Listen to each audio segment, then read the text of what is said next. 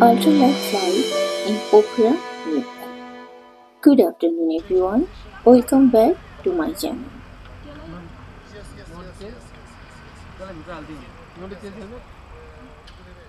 You have a smaller one? Yes, organic. Okay.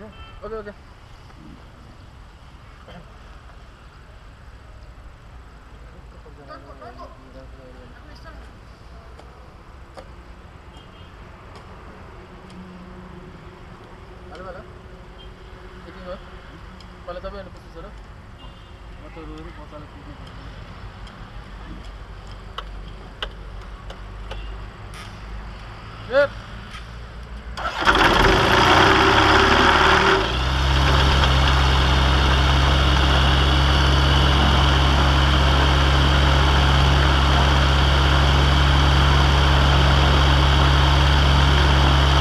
কেমন কাটছে সবার ছুটির দিনের বিকেল? Ultralight flight in Pokhara, Nepal. অনেকদিন আগে আমার সেই ভয়াবহ রকমের সুন্দর এবং রোমাঞ্চকর অভিজ্ঞতা শেয়ার করতে চলে এলাম চ্যানেলে। আশা করি সবাই খুব ভালো আছে। নেপাল হিমালয়ের কোলে ছোট্ট সুন্দর একটি দেশ। পোখরা নেপালের দ্বিতীয় বৃহত্তম শহর। এটি কাঠমান্ডু উপত্যকার পশ্চিমে এবং নেপালের কেন্দ্রে অবস্থিত। সাত নদীর শহর নামেও পরিচিত। পোখরা পর্যটকদের কাছে খুবই পছন্দের। প্রাকৃতিক সৌন্দর্যের এই শহর অনন্য। পৃথিবীর মধ্যে এক টুকরো স্বর্গ যেন। তাই তো প্রতি বছর অসংখ্য পর্যটক দূর দূরান্ত থেকে এখানে আসেন ঘুরতে। আল্ট্রালাইট ফ্লাইটের এই রোমাঞ্চকর অভিজ্ঞতাটি নিতে আমরা খুব সকাল সকাল বিমানবন্দরে চলে গেলাম। আজকের আকাশ ঝকঝকে পরিষ্কার, ফ্লাই করার জন্য আদর্শ। গতকাল বিকেলেও একবার এসেছিলাম, কিন্তু বৃষ্টির কারণে ফ্লাই করার অনুমতি মেলেনি। প্রচন্ড রকমের এক্সাইটেড আমি। এরকম ছাদ খোলা প্লেনে উড়বো, ভয়াবহ ব্যাপার। তবে ব্যাপারটি কিন্তু আসলেই ভয়াবহ ছিল। ধীরে ধীরে প্লেনটি যখন টেক অফ করলো, আমি প্রচন্ড ভয় পেয়েছিলাম। হাত পা মনে হচ্ছিল পেটের ভিতর ঢুকে যাচ্ছে। মনে হচ্ছিল আর কোনোদিনই হয়তো এই পৃথিবীতে ফিরতে পারবো না। বকা দিচ্ছিলাম এই বলে আমাকে কি পাগলে ধরেছিল? কেন আমি রাজি হলাম এই ভয়ঙ্কর অভিজ্ঞতা নিতে? একে তো ভয়ঙ্কর কান ঝালাপলা করা শব্দ আর ঝাঁকুনি। মনে মনে তওবা করে নিলাম, এইবার যদি ভালোই ভালোই মাটিতে নামতে পারি আর কোনোদিন এই কাজ করব না। আর এখন থেকে একদম ভালো হয়ে যাব। ধীরে ধীরে প্লেনটি ওপরে উঠে গেল। একটু সাহস করে নিচের দিকে তাকাইতেই আমার চোখ সানা ভরা। আমি একদম পাখির মতো উঠছি। আমার নিচে পুরো পোখরা শহর। বাড়িগুলো ধীরে ধীরে ছোট থেকে ছোট হয়ে যাচ্ছে। দূরে পাহাড়ের সারি মিশে গেছে লেকের গায়ে। প্লেন চলছে প্রায় 90 থেকে 130 কিলোমিটার পার আওয়ার বেগে। প্রায় 12,000 ফুট ওপরে উঠে গেলাম। পাখির চোখে আমি পোখরা শহর দেখছি। পোখরা আসলেই হিমালয়ের রত্ন। বলা হয়ে থাকে, পোখরা শহর না দেখলে নেপাল ভ্রমণ অসম্পূর্ণ।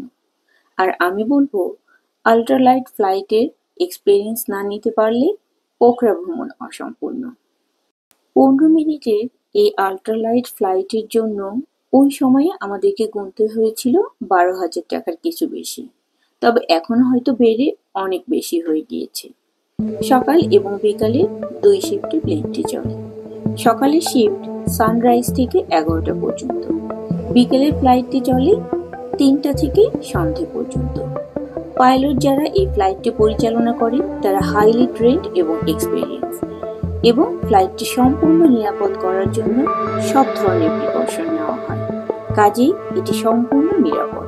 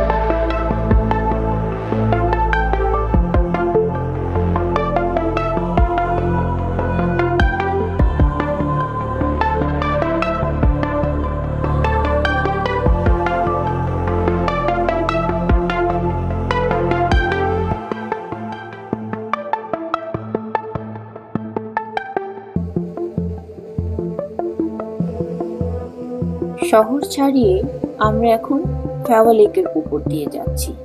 দুপাশে পাহাড়ের সারি, অপূর্ব সুন্দর দৃশ্য, যেন স্বর্গীয়।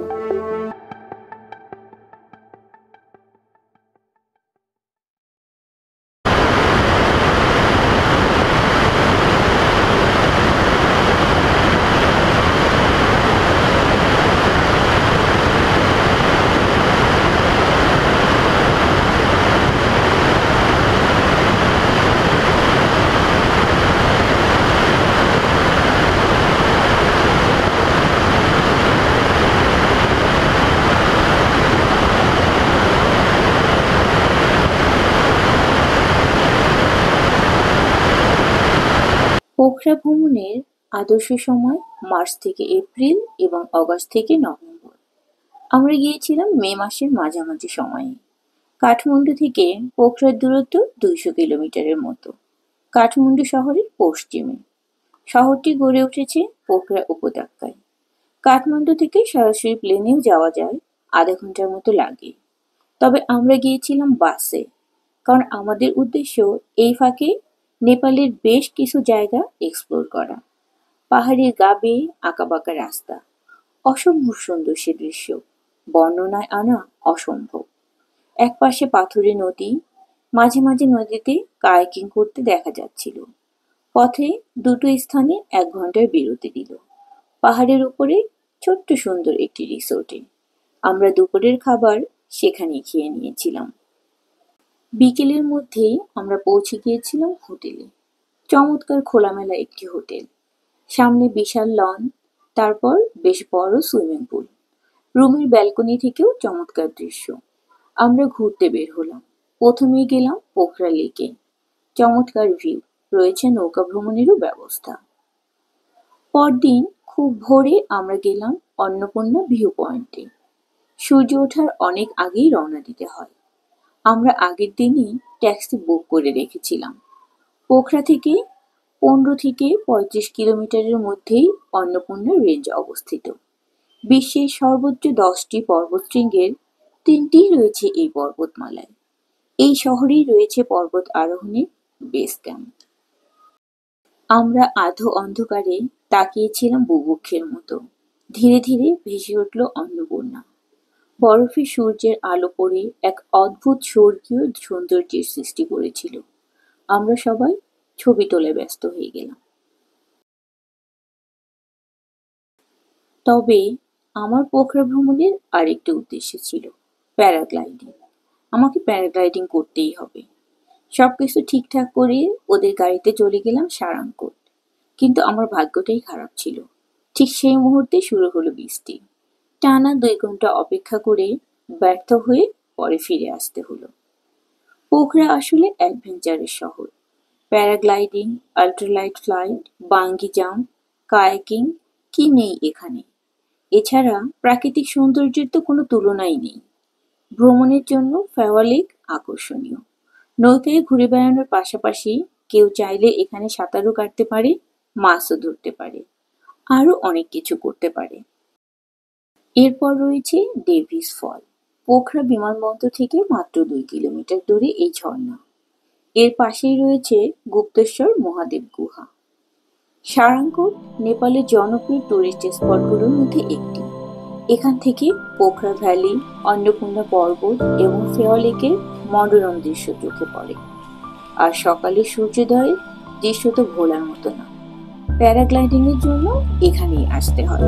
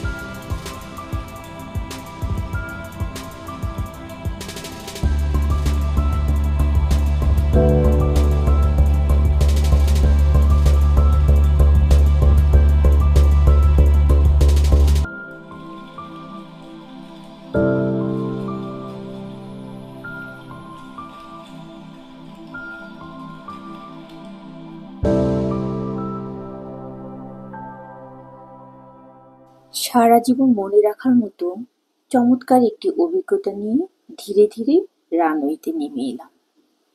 সবাইকে অনেক অনেক ধন্যবাদ সাথে থাকার জন্য। আজ বিদায় নিচ্ছি। শিগগিরই ফিরে আসবো অন্য কোনো ভয়ঙ্কর এবং সুন্দর অভিজ্ঞতা নিয়ে। তবে কেউ নেপাল গেলে পোখরা যেতে ভুলবেন না এবং অবশ্যই আল্ট্রালাইট ফ্লাইটের অভিজ্ঞতা নিতে। সবাই খুব ভালো থাকবেন। Thank you all.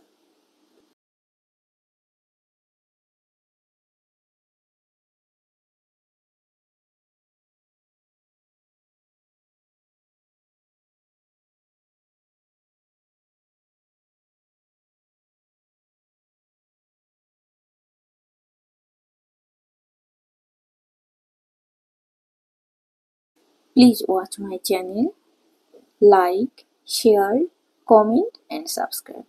Thank you all.